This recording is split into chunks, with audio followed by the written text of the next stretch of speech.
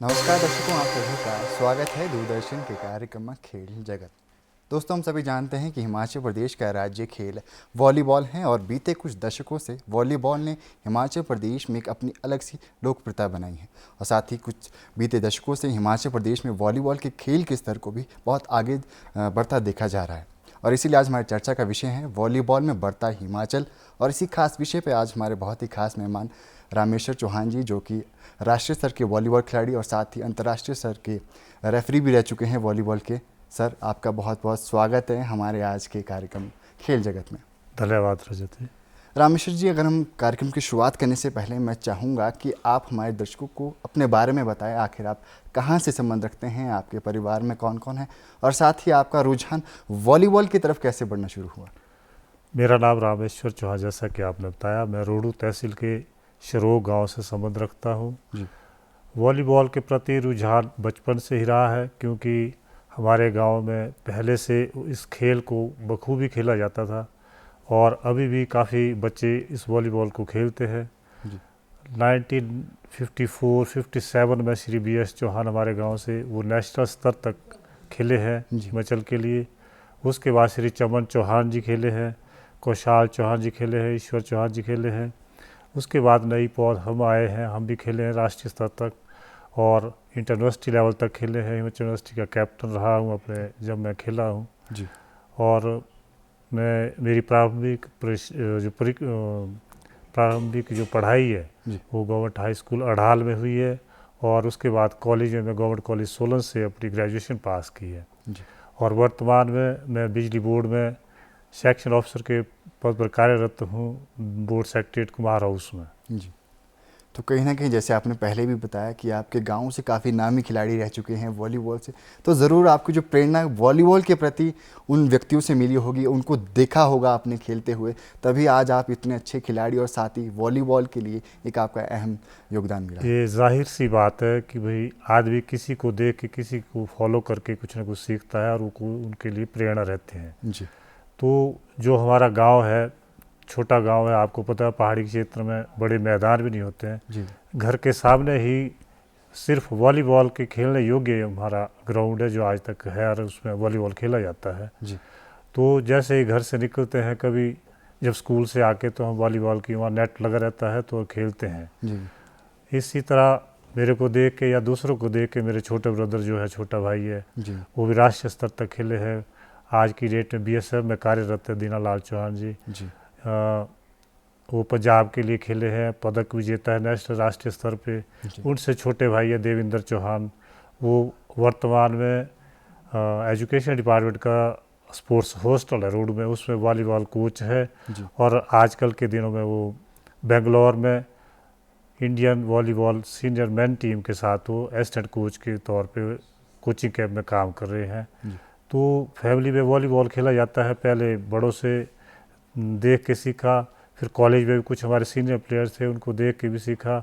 तो ये एक लगातार प्रोसेस है। फिर जब आपके इसमें रुचि हो जाती है तो आपको कोई ना कोई आगे आइडल्स मिल जाते हैं देखने के लिए। जैसे आपने बताया कि आपके परिवार के आपके छोटे भाई भी वॉलीबॉल खेलते हैं, तो शुरुआत के समय में परिवार का सहयोग किस तरह से रहता है? क्योंकि अक्सर हम देखते थे कि पहले के समय में खेलों के प्रति ज़्यादा बच्चों को भेजा नहीं जाता था और उस वक्त आशा ये की जाती थी परिवार के लोगों की कि वो बच्चे हमारी पढ़ाई की तरफ ज़्यादा ध्यान दें, खेलों से थोड़ा दूर है। तो आपको परिवार का सहयोग किस तरह से रहा? ये एक पर्टिकुलर स्थिति रही है कि भाई हमारा जो गांव है, या पहले आपका सामाजिक परिवेश जो है वो ये था कि भाई एक ही घर में एक माँ बाप के बच्चे जो हमारा वो था 2-3 है, 4 तक होते हैं थे। तो एक मनोरंजन के साधन नहीं थे। तो ये एक खेल जो पहले मनोरंजन का साधन भी था कि भाई स्कूल से आए तो घर में क्या करेंगे, काम भी इतना, छोटा बच्चा क्या काम करेगा उस टाइम।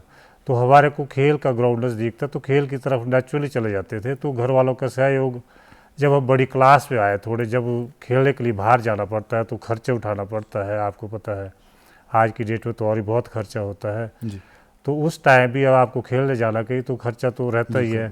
तो घर से काफ़ी सहयोग मिला, चाहे हम एक मध्यम वर्गीय परिवार से संबंध रखते हैं, जो भी आय होती है अपने उससे हम गुजारा कर लेते थे।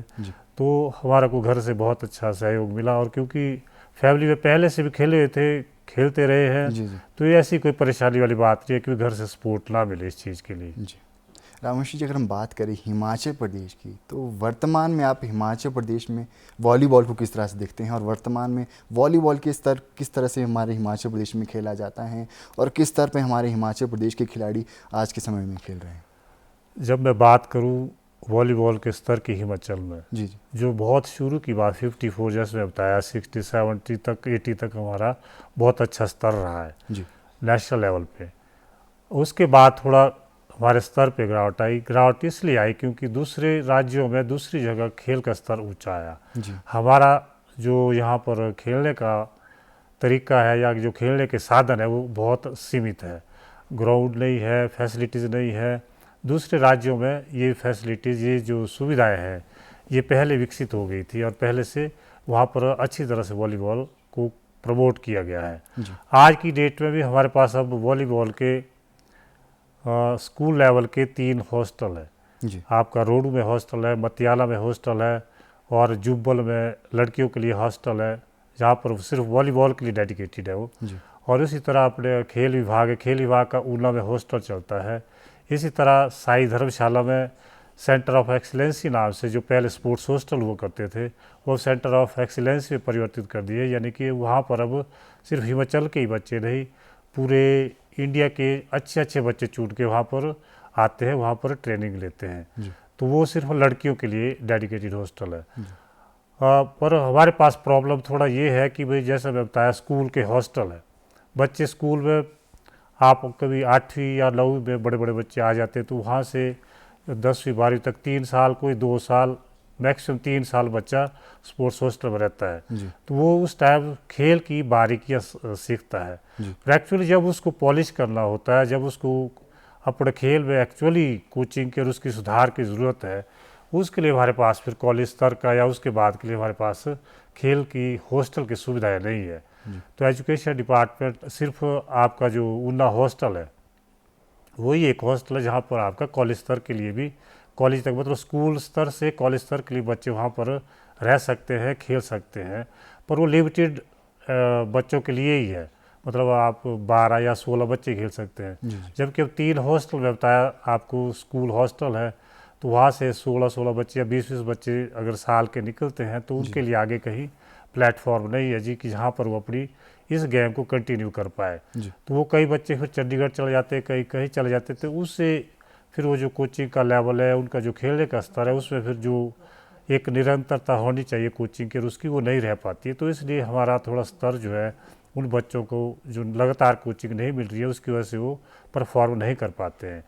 बहरहाल फिर भी नेशनल लेवल पे मुझे जाने का मौका मिलता है एज ए रेफरी, तो लड़कियों का स्तर काफ़ी अच्छा रहा हमारा पिछले 8-9 साल से। जी हमारा इंटर यूनिवर्सिटी में, ऑल इंटर यूनिवर्सिटी में गोल्ड मेडल आया है, क्योंकि ये धर्मशाला हॉस्टल में जो लड़कियां थी वो एक अच्छा बैच आया और वहाँ पर जो हमारे प्रशिक्षक कार्यरत थे श्री प्रीतम सिंह चौहान जी, उनके द्वारा बहुत अच्छा काम किया गया और वो लड़कियां नेशनल में हम बेस्ट 4 में रहे हैं जी और उसकी वजह से हमारे को नेशनल गेम्स में खेलने का मौका मिला है। जी तो लड़कियों का स्तर तो काफ़ी अच्छा रहा है। जी लड़कों में हम अपेक्षा के हिसाब से अपना स्तर नहीं उतना सुधार पाए हैं, जी। जिसमें बहुत कमियां हैं, बहुत अभी करने का है, क्योंकि ये एक बहुत निरंतर काम है। निरंतर आपको इसमें प्रयास चलते रहेंगे तब जाकर आपका स्तर तो सुधरता कहीं ना है। कहीं हम आशा करेंगे कि आने वाले समय में जो पुरुष का जो हमारी जो खिलाड़ी हैं वो उनका स्तर भी एक अच्छा देखने के लिए मिले।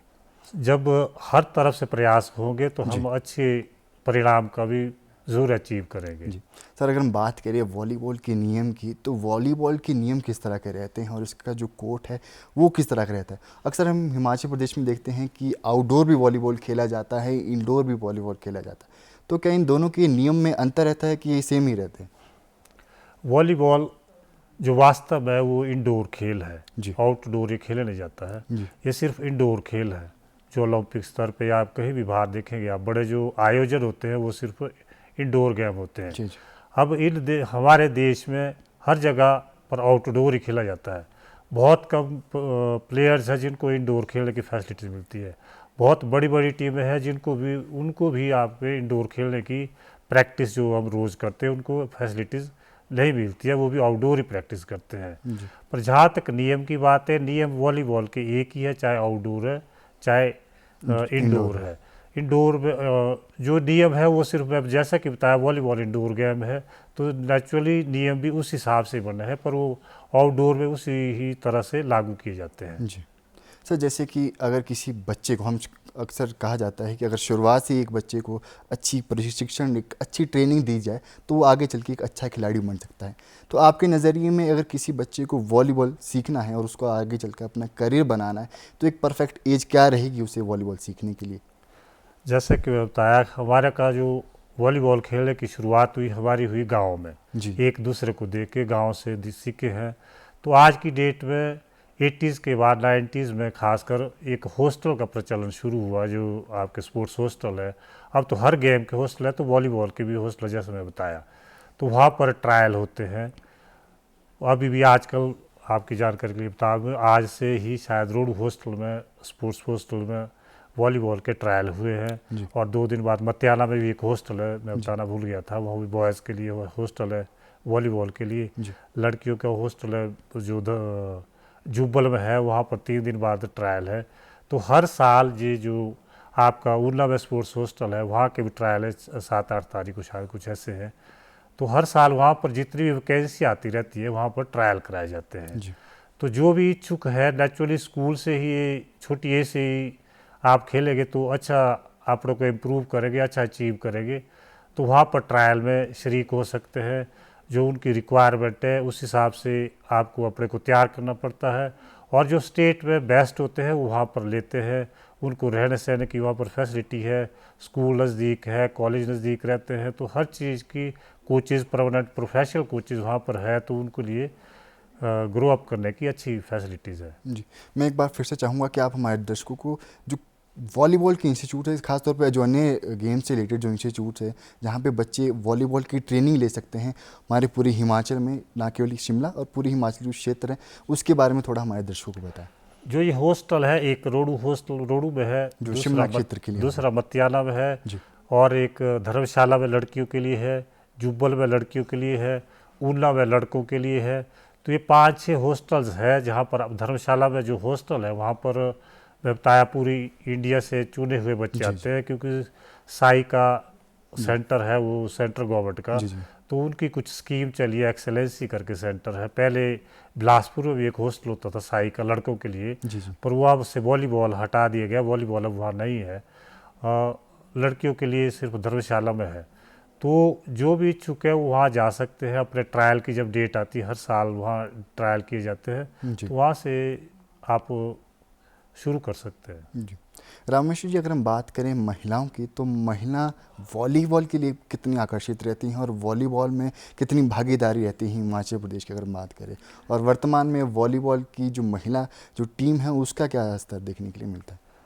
मैं जैसे कि बताया कि वॉलीबॉल में हमारे लड़कियों की जो है अच्छी परफॉर्मेंस है और अच्छी अचीवमेंट्स है। जी अब अगर यही निरंतर कार्य चलता रहा, जैसे कि मैं बताया पिछले 7-8 साल में अपने वहाँ जो कोचेज़ रहे उन्हें अच्छा काम किया है, अभी भी जो कोचेज़ है साई के हैं तो अच्छी मेहनत कराते हैं।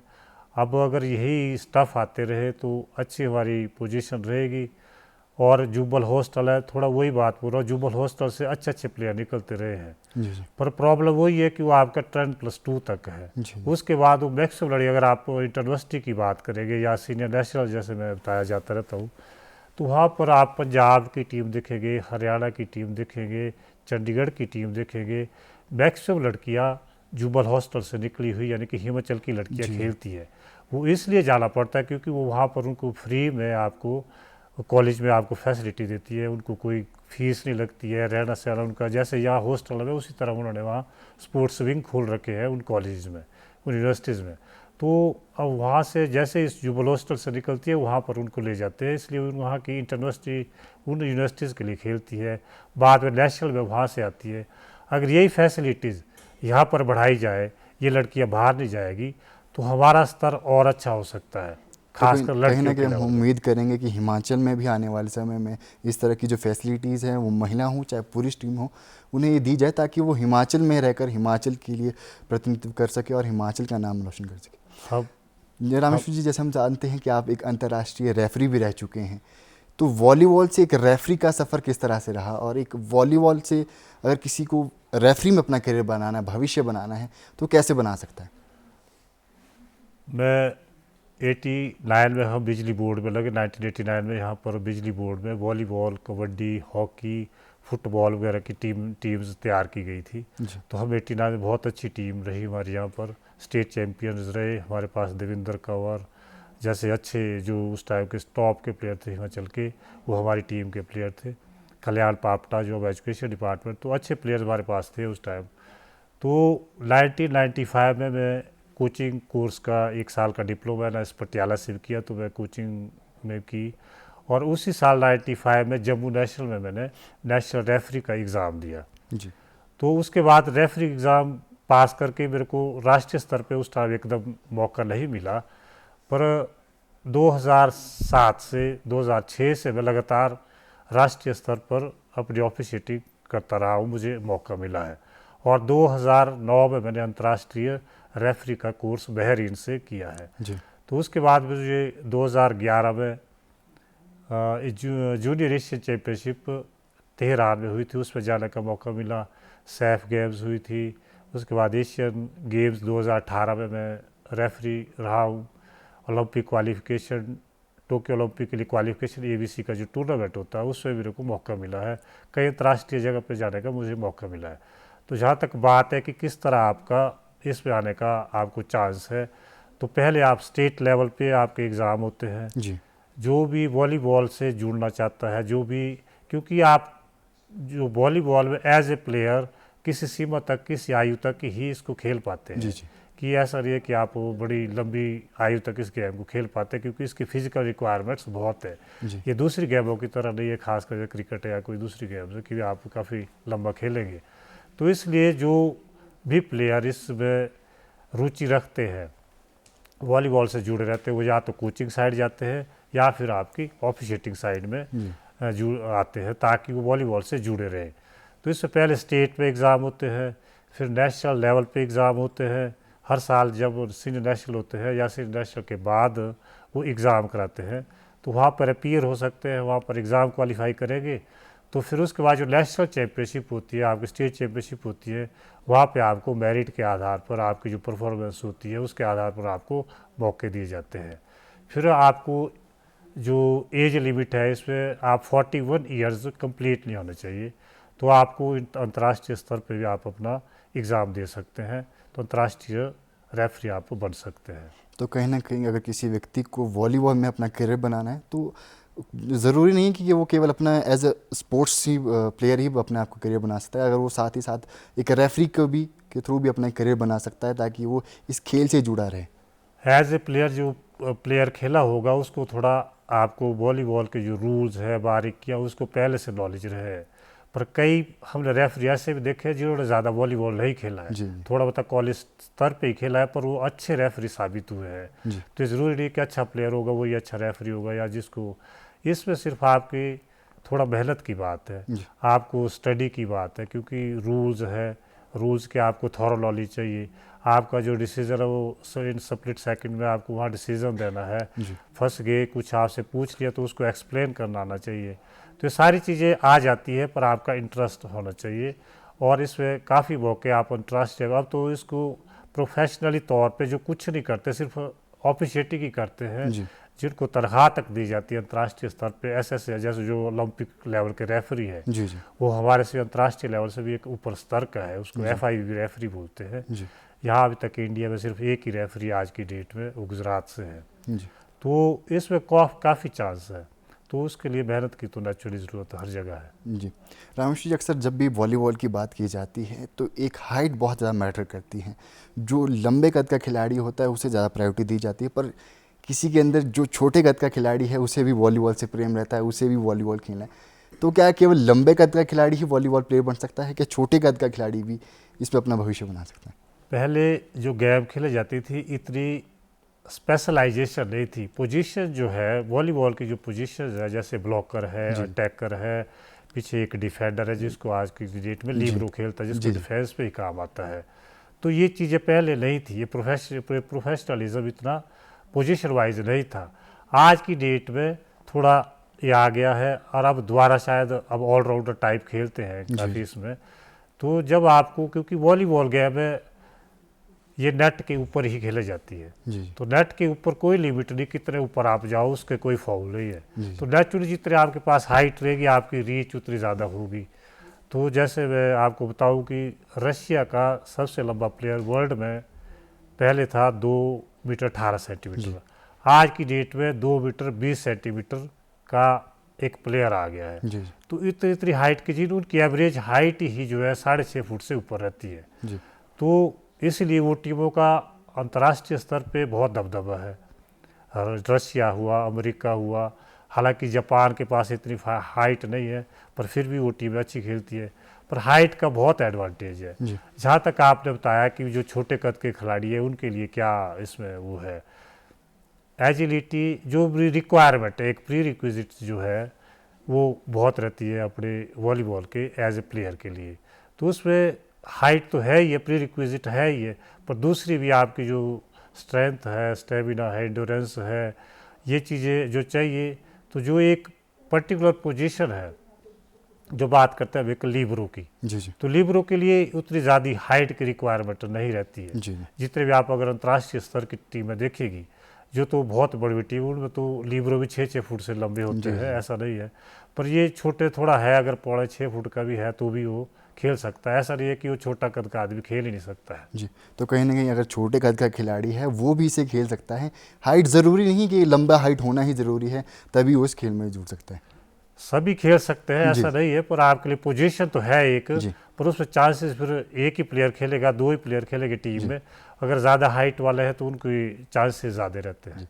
रामेश्वर जी, मैं आपका बहुत बहुत धन्यवाद करना चाहूँगा, आज आपने अपना कीमती समय दिया, साथ ही हमारे जो खिलाड़ी और लोगों को हमारे वॉलीबॉल से जुड़ी जानकारियाँ दी और बताया कि आखिर किस तरह से वो एज अ प्लेयर और एज अ रेफरी किस तरह से अपना भविष्य बना सकते हैं। तो मैं आपका फिर से एक बार धन्यवाद करना चाहूँगा। तो धन्यवाद। दर्शकों, अब वक्त हो चुका है आपसे विदा लेने का। फिर मुलाकात होगी एक नए खिलाड़ी के साथ एक नए विषय को लेकर। तब तक के लिए जय हिंद, जय हिमाचल।